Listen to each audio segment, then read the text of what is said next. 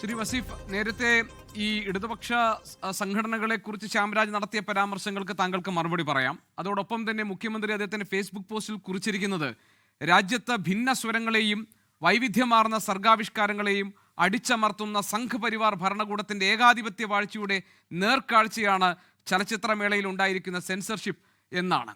ഇവിടെ ശ്യാംരാജ് BJP പ്രതിനിധി പറയുന്നു, ഈ അലങ്കോലപ്പെട്ട ഒരു നടത്തിപ്പിന്റെ പരിണിത ഫലമാണ് ഈ സിനിമകൾ പ്രദർശനാനുമതി കിട്ടാതെ മാറ്റിവെക്കപ്പെട്ടത് എന്നാണ്. എവിടെ ഈ ചലച്ചിത്ര അക്കാദമിയുടെ അധ്യക്ഷൻ എന്ന ചോദ്യവും അദ്ദേഹം ചോദിച്ചു. റസൂൽ പൂക്കട്ടിയെ കുറിച്ച് താങ്കൾക്ക് മറുപടി പറയാം.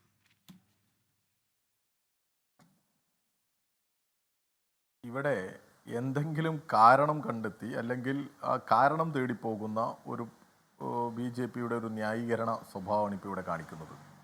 യഥാർത്ഥത്തിൽ BJP അല്ലെങ്കിൽ സംഘപരിവാർ രാജ്യത്ത് ഈ കേരളത്തിലൊഴികെ മറ്റുള്ളിടത്തും അവർ ആർജവത്തോടു കൂടി പറയും ഞങ്ങളത് വെട്ടിയതാണ് എന്ന് പറയില്ലേ? നമുക്കറിയാമല്ലോ, ഗാന്ധിയെ വെടിവെച്ച് കൊന്നവരുടെ പിന്മുറക്കാർ ഇവിടെ അതുപോലെ പുനരാവിഷ്കരിച്ച ഒരു രംഗം ഓർമ്മയില്ലേ നമുക്ക്? ഗാന്ധിയുടെ രൂപമുണ്ടാക്കി വീണ്ടും അതിലേക്ക് വെടിയുതിർക്കുന്നതിൻ്റെ ചിത്രം പ്രദർശിപ്പിച്ചു ഇവർ. അതിന് മടി കാണിക്കാത്തവരായി ഇവർ. അങ്ങനെയുള്ള ഇവർ കേരളത്തിൽ ഇതങ്ങനെയല്ല എന്ന് വരുത്തി തീർക്കാൻ ശ്രമിക്കുന്നത് തന്നെ ഈ കേരളത്തിൻ്റെ ഒരു വിജയമാണ്. കാരണം ഈ ആവിഷ്കാര സ്വാതന്ത്ര്യത്തെ എല്ലാം ഇല്ലാതെയാക്കുന്ന ഇവരുടെ സർഗാത്മകതകളെ ഇല്ലാതെയാക്കുന്ന ഇവരുടെ ഒരു ഫാസിസ്റ്റ് സമീപനത്തെ ഈ കേരളം തിരിച്ചറിഞ്ഞ് അതിനെ പ്രതിരോധിക്കുന്നു എന്നുള്ളതാണ് കേരളത്തിൻ്റെ വിജയം. അതിന് കേരളം ഒറ്റക്കെട്ടാ.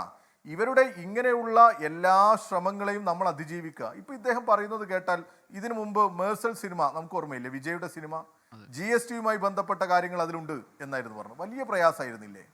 ഇവരുടെ നേതാവ് സുരേഷ് ഗോപി അഭിനയിച്ച സിനിമയല്ലേ ഏത്? Janaki versus Kerala story.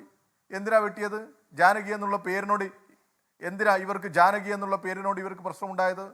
BBC documentary, Gujarat കലാപത്തെക്കുറിച്ച് കാണിച്ച ഡോക്യുമെൻ്ററി, എന്തിനാ അവർക്ക് പ്രശ്നമുണ്ടായത്? The Modi question. എന്താ അവർക്ക് പ്രശ്നം? അവർ പറയണ്ടേ? അപ്പോൾ ഇവരുടെ പ്രശ്നം എന്താണ്? BJPയെ സംഘപരിവാറിനെ വിമർശിക്കുന്ന എല്ലാ ആശയങ്ങളെയും ഇവിടെ നിന്ന് ഇല്ലാതാക്കണം. എന്നിട്ട് മണ്ടത്തരങ്ങൾ, യുക്തിബോധമില്ലാത്തത്, ശാസ്ത്രചിന്തയില്ലാത്തത് ഇവിടെ സ്ഥാപിച്ചെടുക്കണം. നമുക്കറിയാമല്ലോ, എന്ന് ബഹിരാകാശ യാത്രികൻ ആരാ എന്ന് ചോദിച്ച കേന്ദ്രമന്ത്രിയുണ്ട്. എന്നിട്ട് അതിന് പറഞ്ഞ മറുപടിയൊക്കെ നമ്മുടെ മുമ്പിൽ ഉള്ളതാ. ഈ അനുരാഗ് ഠാക്കൂറിൻ്റെയൊക്കെ ഈ നാടിനെ പഠിപ്പിക്കാൻ ശ്രമിച്ച കാര്യങ്ങൾ.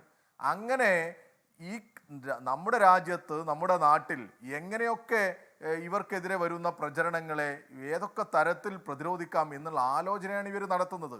അങ്ങനെ നടത്തി ഈ ഫിലിം ഫെസ്റ്റിവലിനെ പോലും ഇല്ലാതെയാക്കല്ലേ? യഥാർത്ഥത്തിൽ ഫിലിം ഫെസ്റ്റിവലിൽ ഒരു സെൻസർ ചെയ്യപ്പെട്ട പടങ്ങളെയാണോ ജനം ആഗ്രഹിക്കുന്നത്? ഈ ഫിലിം കാണാൻ വരുന്നത്, ഫെസ്റ്റിവലിന് ആളുകൾ വരുന്നത് എന്തിനാ? അങ്ങനെ വെട്ടിമാറ്റപ്പെട്ട സിനിമകളില്ലാതെ ഈ ലോകവും നമ്മുടെ ലോകവും ഭാഷകൾക്കൊക്കെ അതീതമായി, രാജ്യങ്ങൾക്കും എല്ലാ അതിർത്തികൾക്കും അതീതമായി, എല്ലാ ഭിന്നതകൾക്കും അതീതമായി നമുക്ക് പലതും കാണാം, മനസ്സിലാക്കാം എന്നൊക്കെയുള്ള ഒരു ധാരണയിലല്ലേ ആളുകൾ വരുന്നത്. അവിടെയാണ് ചില സിനിമകൾ കാണിക്കരുത്, ചിലത് മാത്രം കാണിച്ചാൽ മതി എന്നൊക്കെ പറയുന്നത്. അതൊക്കെ അംഗീകരിച്ചു കൊടുക്കാൻ പറ്റുമോ? അതിനൊക്കെ എന്തെങ്കിലും ന്യായീകരണങ്ങൾ പറഞ്ഞ് കൊണ്ടുവരുമ്പോൾ അതിനെയൊക്കെ ആ തരത്തിലേക്ക് ആരാണ് മൈൻഡ് ചെയ്യുന്നത്? അങ്ങനെ മൈൻഡ് ചെയ്യാൻ പറ്റുമോ? അതുകൊണ്ട് സംഘപരിവാരത്തിൻ്റെ ഇതുപോലെയുള്ള ന്യായീകരണങ്ങളൊന്നും ഈ കേരളവും ഈ രാജ്യത്തെ സാംസ്കാരിക ബോധമുള്ളവരും ഒന്നും അംഗീകരിക്കില്ല. ഇവരൊരു പക്ഷേ വെടിവെക്കാം. ഇപ്പം ഞാൻ നേരത്തെ തന്നെ സൂചിപ്പിച്ചല്ലോ, ദാബോൽക്കറിനെയും കൽബുർഗിയെയും ഒക്കെ എന്തിനാ ഇവർ വെടിവെച്ചത്? ഗൗരി ലങ്കേഷിനെയൊക്കെ എന്തിനാ ഇവർ കൊലപ്പെടുത്തിയത്? ഇവർക്കെതിരായി എന്തെങ്കിലും ശബ്ദമുയർന്നു വരുന്നു എന്നുള്ളത് കൊണ്ടാ. അതിന് മാധ്യമ പ്രവർത്തകരെ, സാംസ്കാരിക പ്രവർത്തകരെ ഒക്കെ ഇല്ലാതെയാക്കുകയാണ്. പാട്ടുപാടിയതിന് ഇവർ ആക്ഷേപിക്കുകയും നാട് കടത്തുകയും ചെയ്തിട്ടില്ലേ? പാട്ടിനെ പോലും ഭയന്നിട്ടില്ലേ ഇവർ പാട്ടിനെ ഭയക്കുന്നു, എഴുത്തിനെ ഭയക്കുന്നു, സിനിമയെ ഭയക്കുന്നു, പ്രസംഗത്തെ ഭയക്കുന്നു. അങ്ങനെയുള്ള ഈ സംഘപരിവാരത്തിൻ്റെ വല്ലാത്തൊരു അസഹിഷ്ണുതയുണ്ട്. ആ അസഹിഷ്ണുത എങ്ങനെയാണ്? ആ അസഹിഷ്ണുതയാണ് നമ്മൾ ചൂണ്ടിക്കാണിക്കുന്നത്. അങ്ങനെയുള്ള സാഹചര്യത്തിൽ ഒരു പൊട്ടൻ കിണറിലെ തവളയെപ്പോലെ ഈ കേരളത്തിലെ ചില BJP നേതാക്കന്മാർ ഇരിക്കരുത്. നിങ്ങൾ ഈ ലോകത്താകെ സഞ്ചരിക്കണം, നിങ്ങൾ ഈ ലോകത്തെ മനസ്സിലാക്കണം, ഈ സിനിമകളെക്കുറിച്ചും ഈ പുസ്തകങ്ങളെക്കുറിച്ചും ഒക്കെ മനസ്സിലാക്കണം. നിങ്ങൾ ഈ നാടിനെ ഈ പുരാതന കാലത്തേക്ക് കൊണ്ടുപോയി, ഒരു പ്രാചീന കാലത്തേക്ക് കൊണ്ടുപോയി ഇതിൻ്റെ എല്ലാ പുരോഗമന സ്വഭാവത്തെ നശിപ്പിക്കാം എന്നൊക്കെ കരുതുന്നത് തെറ്റാണ്. അങ്ങനെ ഒന്നും അനുവദിച്ചു തരാൻ പറ്റില്ല. നിങ്ങൾ രാജ്യം ഭരിക്കുന്നുണ്ട് എന്ന് കരുതി നിങ്ങളുടെ എല്ലാ തിട്ടൂരങ്ങൾക്ക് മുമ്പിലും മുട്ടുമടക്കി ഇവിടെ ഇരുന്നുകൊള്ളും എന്നൊന്നും നിങ്ങൾ ധരിക്കേണ്ടതില്ല. അതിനെ നിങ്ങൾ ഏതെങ്കിലും പ്രാദേശിക തലത്തിലുണ്ടായ സംഘർഷങ്ങളെയോ അടിയെയോ ഒക്കെ കൊണ്ട് ന്യായീകരിക്കാമെന്നോ അതിന് സമീകരിക്കാമെന്നോ ഒന്നും നിങ്ങൾ കരുതരുത്. തെറ്റാണ്.